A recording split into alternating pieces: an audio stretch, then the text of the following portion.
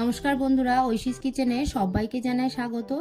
আজ আমি দেখাবো কচি পাটার ঝোল। এটা খেতে অসাধারণ হয়।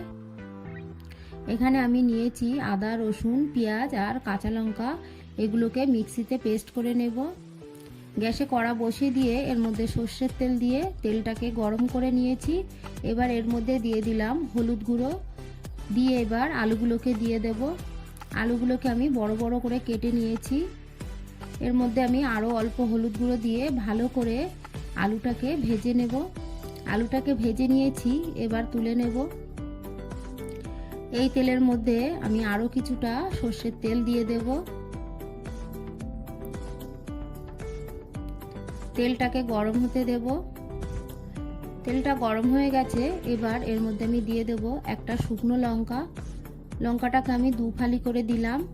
এবার দিয়ে দিলাম তেজপাতা। দেখুন এখানে আছে এলাচ, দালচিনি, লবঙ্গ।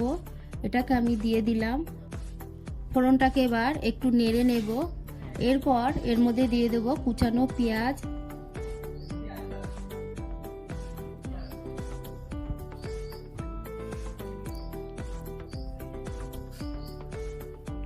এর মধ্যে আমি অল্প লবণ আর হলুদ গুঁড়ো দিয়ে পেঁয়াজটাকে নেড়ে নেব। নেড়ে নিয়ে পেঁয়াজটাকে ভালো করে ভেজে নেব। দেখুন পেঁয়াজটাকে আমি ভেজে নিয়েছি। খুব কড়া করে ভাজবো না, পেঁয়াজের গায়ে কালার এসে গেছে। এবার এর মধ্যে একটা কুচানো টমেটো আমি দিয়ে দেব।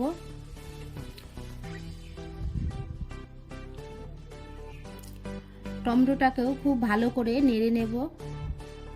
টমেটোটাকে নেড়ে নিয়েছি। এবার আমি যে মিক্সিতে আদা, রসুন, পেঁয়াজ, কাঁচা লঙ্কা পেস্ট করে নিয়েছি সেটাকে দিয়ে দিলাম।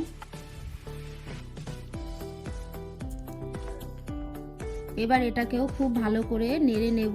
আদা, রসুন, পেঁয়াজের কাঁচা গন্ধ না যাওয়া পর্যন্ত ভালো করে নেড়ে নিতে হবে।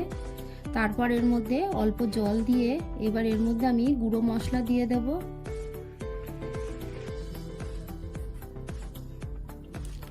দিয়ে দিলাম 1 টিস্পুন লাল লঙ্কার গুঁড়ো। এবার এর মধ্যে দিয়ে দেব জিরে গুঁড়ো,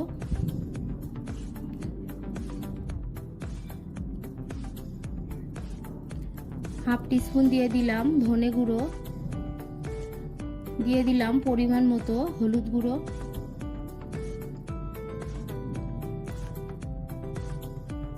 এরপর আমি এর মধ্যে দিয়ে দিলাম 1 টিস্পুন লবণ আর দিয়ে দিলাম হাফ টিস্পুন গোলমরিচ গুঁড়ো। এবার সব মশলাটাকে ভালো করে নেড়ে নিয়ে কষিয়ে নেব। মশলাটা আমি কষিয়ে নিয়েছি। এবার এর মধ্যে দিয়ে দেব পাঁঠার মাংস।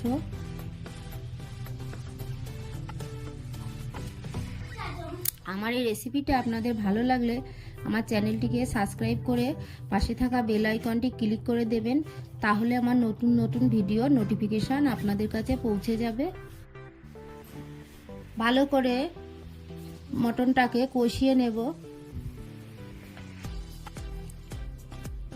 মটনটা যত ভালো কষানো হবে মটনটা খেতে কিন্তু ততটাই ভালো হবে। তাই এই কষার সময় গ্যাসের ফ্লেমটাকে মিডিয়ামে রেখে ভালো করে কষিয়ে নিতে হবে। আমি এর মধ্যে এবার দিয়ে দেব 1 টিস্পুন কাশ্মীরি লঙ্কার গুঁড়ো। এটা আমি কালারের জন্য দিচ্ছি। আপনারা আমি যখন গুঁড়ো মশলা দিয়েছি চাইলে তখন দিয়ে দেবেন। ভালো করে আবারও কিছুক্ষণ আমি নেড়ে নেব। মটনটা যত ভালো করে কষিয়ে নেওয়া হবে মটনটা কিন্তু খেতে ততটা ভালো লাগবে। তাই এই সময় গ্যাসের ফ্লেম মিডিয়াম করে ভালো করে আমি কষিয়ে নেব। এর মধ্যে আরও কিছুটা লবণ আমি দিয়ে দিলাম, দিয়ে ভালো করে কষিয়ে নিচ্ছি।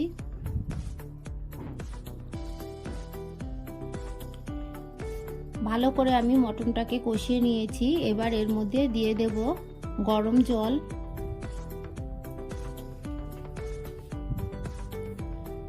গরম জল দিয়ে এবার একটু ভালো করে নেড়ে দেব। তারপর এটাকে আমি প্রেসারে দিয়ে দেব।